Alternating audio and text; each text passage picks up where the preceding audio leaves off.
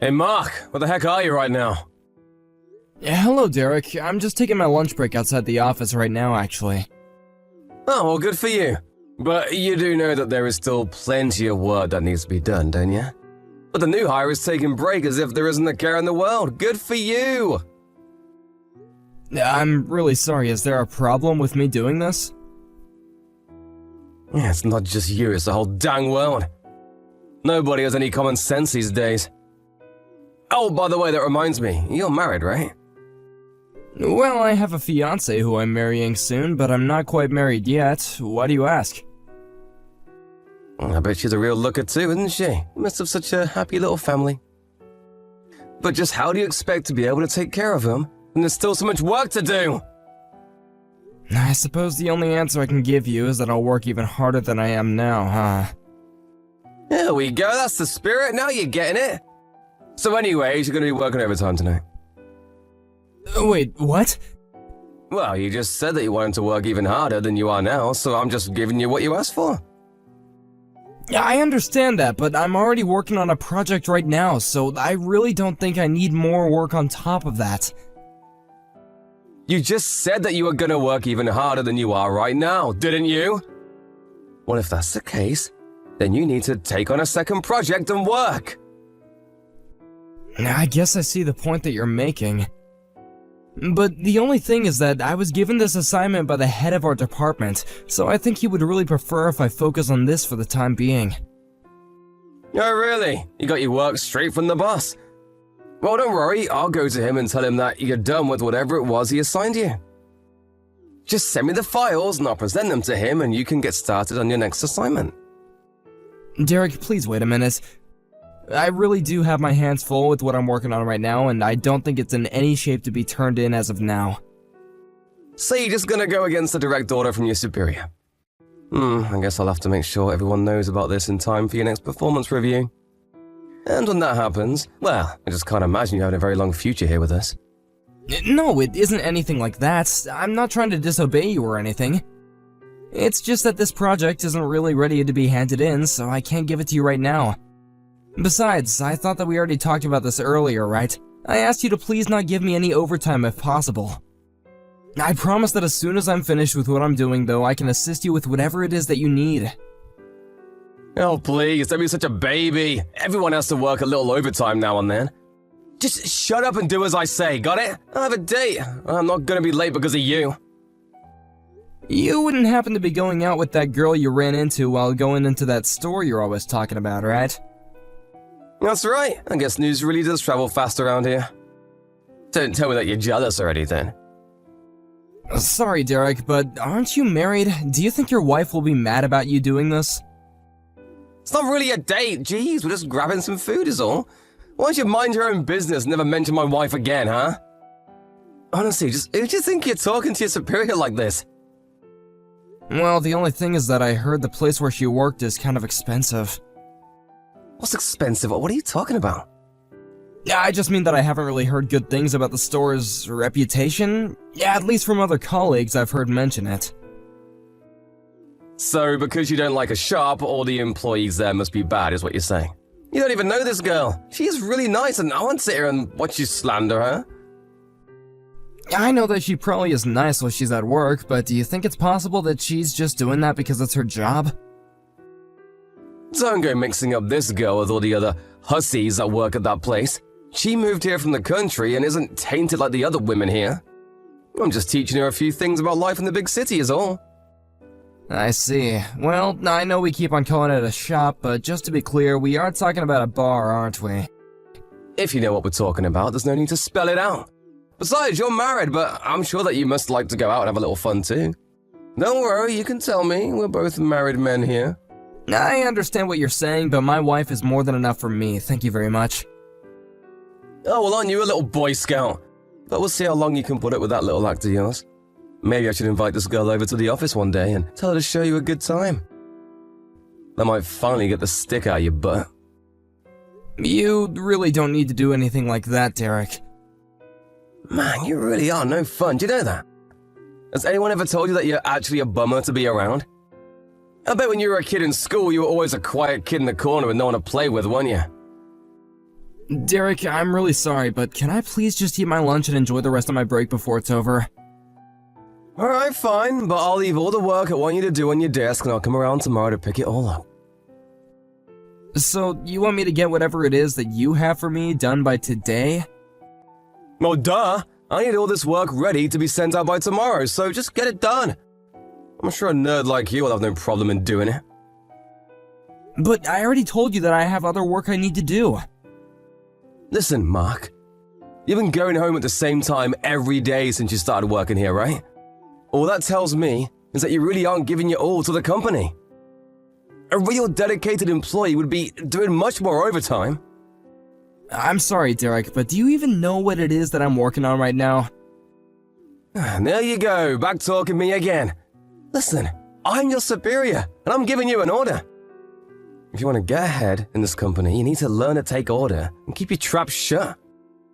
I wanted your opinion, I'd ask for it. You've seriously got some nerve, you know that, Mark. What is it this time, Derek? I mean that I was just called into our department head's office, and thanks to you, I wasn't able to go home in time. What happened when you went to talk to your boss? He wanted to talk to me about the work that I gave you to do. He was mad because you didn't make it the way that I normally do. Well, I'm sorry that we have different styles, but I only did what you asked of me. Well, that's because it should have been obvious that I wanted you to make it the way that I would have. Now my boss is suspicious of me. I guess I don't know what else to say, but I'm sorry. Which reminds me, I see that you're scheduled to take tomorrow off, is that right? That's right, I put in the time off request a while ago too. And just what is so important that you have to miss work, huh? Well, my wife and I were going to go to the courthouse to have our civil service performed and become legally married.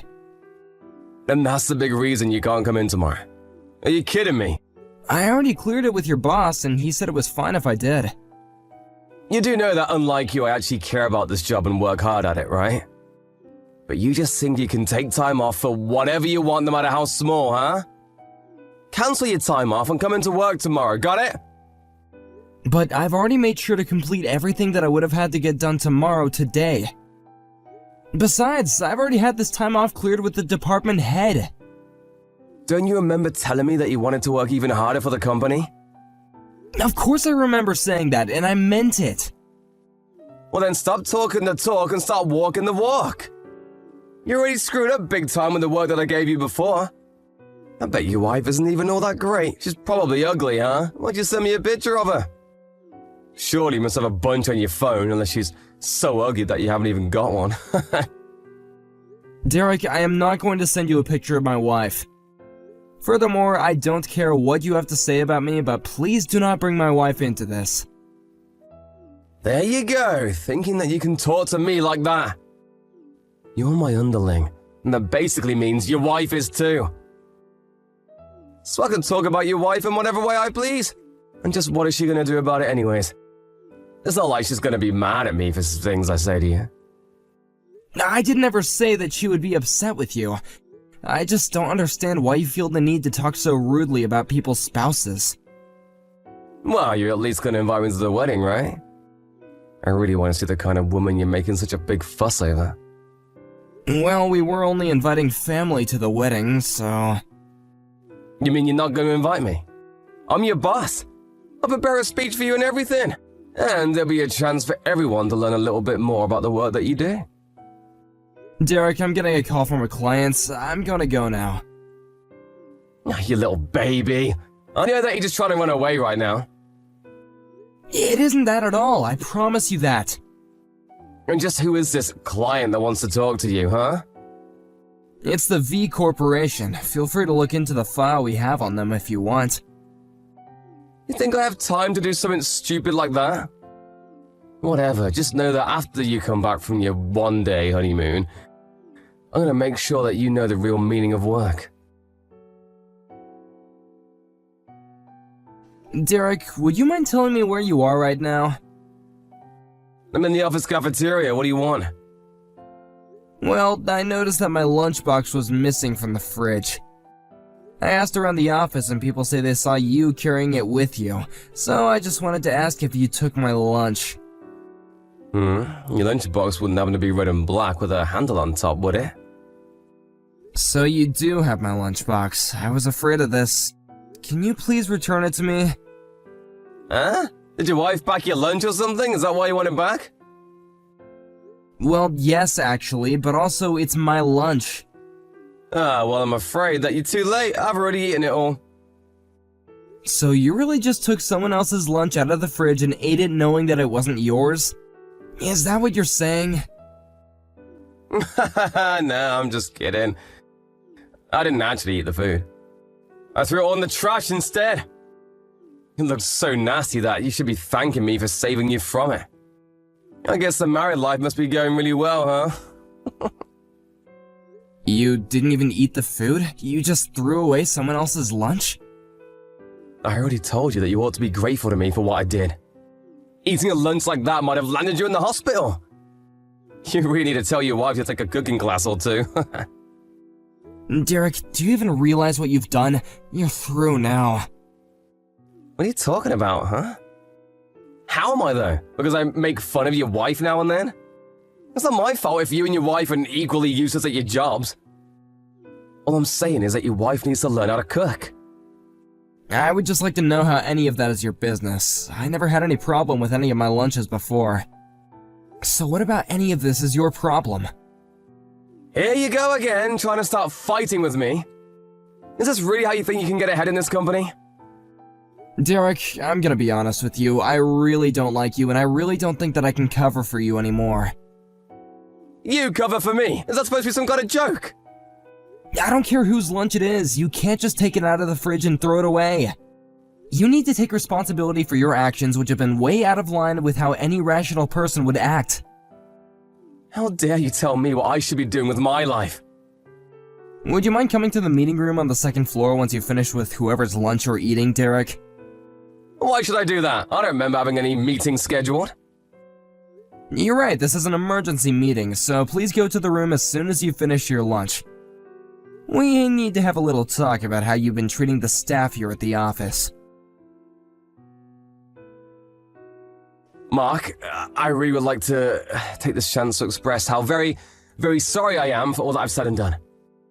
Wow, this is quite a strange message to be getting from you. Well, it's just, I had no idea that you were the grandson of the CEO of our company.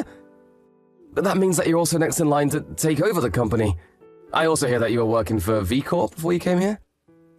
That's right, I've worked at a lot of places to gain as much experience as I could. And is it really true that your wife is the daughter of the current CEO over there? Because I had no idea about that either. So again, I really am so sorry for all that I said to you.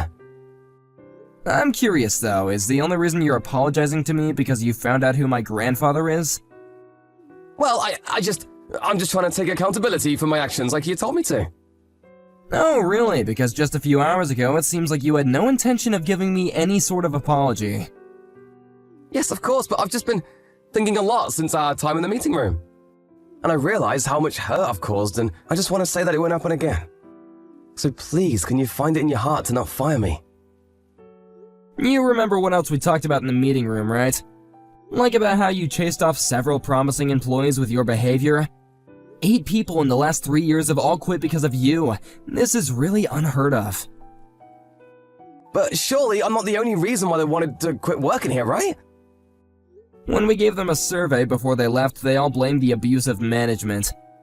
They had nothing else bad to say about working here except for you constantly trying to slow off your own work onto them and hurling abuse.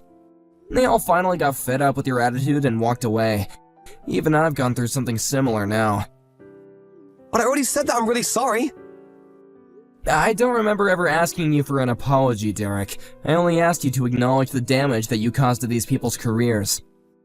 They were all brilliant employees with impeccable resumes, who realized that working here wasn't worth having to deal with you. Which means that you've single-handedly caused a great deal of trouble for this company. Why would you think that it's okay to treat employees that way? They all seemed like they knew what they were doing more than I did. And so that's why you tried to chase them off? You really are pathetic. Please, I'm sorry. I don't know what else I can say, but I'm so sorry. It isn't all of your subordinates who talk poorly about you, though. A lot of the new hires said that they were grateful to have you shown them the ropes, and even some of your own supervisors have given you high marks. See? I knew that wasn't all bad. I really am a good worker. But the fact is that you still drove away promising talent, and you need to face punishment for that. Lucky for you, however, the business doesn't take firing people too lightly. If you can promise to stop harassing other employees and do your own work, then you might not be fired. You mean it? You mean that I still have my job? But you should know that I also have my wife here, and she says that I shouldn't let you off the hook so easily. Well, I don't really see why your wife should have any say in how we should conduct our business. Really? Even though she's so tightly connected with our clientele in the V group? No, I mean, yes. I mean, can you please just tell her that I'm sorry? And are you sorry for chasing off the other employees? Are you going to apologize to all 8 of them as well? Well, I don't even know where I would find them. But you need to clear your name, don't you? At the very least, you need to apologize to my wife. Well then, I do sincerely apologize to her. Just please don't fire me. I promise to give my all to the company from now on. And I'll never say another mean word to anyone as long as I'm here. I see. Unfortunately for you, I'm afraid that the decision is out of my hand already. And your apology won't affect the company's decision to fire you. Wait, what do you mean by that? I mean that by insulting my wife, you've upset the CEO of one of our most important business partners. You might not know this, but the CEO of V is a very strict man who loves his daughter very much. But I said I was sorry. This isn't fair. Please, you have to say something to help me, Mark. I promise to never do anything like that ever again. In that case, I hope that you hold on that attitude at your next job. Because management here has decided that you're too big of a liability. Not to mention that you have insulted my wife. Have a nice life, Derek. A few weeks after that, the paperwork was processed and Derek was officially let go of our company. And since the process was done according to the books, he had no room for resource. Afterwards, I was tasked with tracking down and reaching out to the staff that Derek had chased off. I expressed apology on behalf of the company, and I informed them that Derek had been let go. We offered them a generous employment package if they agreed to come back and work for us. Some did, while others said they would never set another foot in our offices. I heard that a few weeks after Derek was fired, his wife divorced him. Apparently it wasn't the losing job that did it. Instead, she found out about the woman that Derek was seeing on the side, and that was the last straw for her. Thank you for watching. If you like this video, please give it a thumbs up and don't forget to subscribe to see more content like this.